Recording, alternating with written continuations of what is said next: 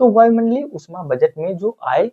एक हमारा स्रोत क्या होगा आय का और दूसरा हमारा व्यय का, यानी हम कहाँ से ऊष्मा को ले रहे हैं और कहाँ से हम व्यय कर रहे हैं।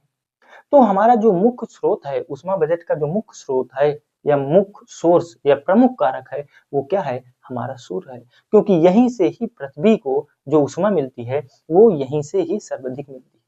है। ऐसा नहीं कि यहाँ से नहीं मिलती, लेकिन इतनी मिलती है कि वो नागण्य है, उसका कोई मतलब नहीं, नाम मात्र की,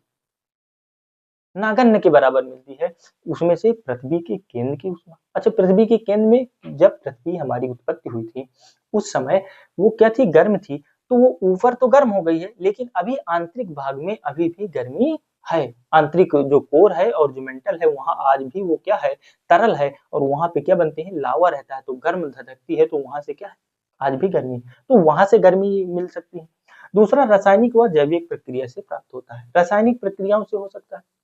जैसे यूरेनियम है वो विखंडित हो जाए, वो रासायनिक प्रक्रिया, या अन्य रासायनिक प्रक्रियाओं के द्वारा हम क्या प्राप्त कर सकते हैं, ऊष्मा प्राप्त कर सकते हैं पृथ्वी के अंदर से, पृथ्वी से। और जैविक की बात करें तो जैविक में मान लीजिए जैसे आप वो गोबर किसी, जब जो अगर गाँव में देखते होंगे कि वो जो गोबर होता है वो किसी एक जगह पर स्थान पर डालते हैं, कुछ लोग क्या होते हैं गड्ढा खोदते हैं फिर उस पे डालते हैं,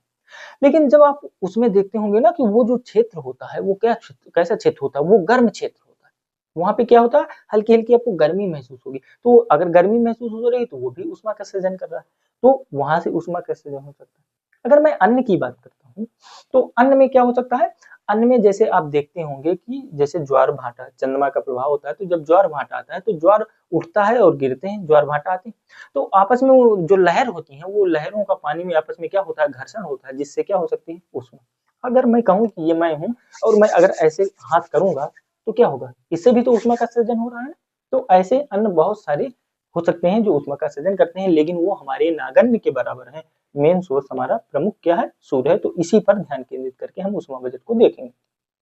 दूसरा हमारा जो व्यय का स्रोत है वो ऊष्मा के हस्तांतर या रूपांतर, जो अंततः हमारा शून्य में वापस चली जाती है, यानी कि अंतरिक्ष में वापसी चली जाती है।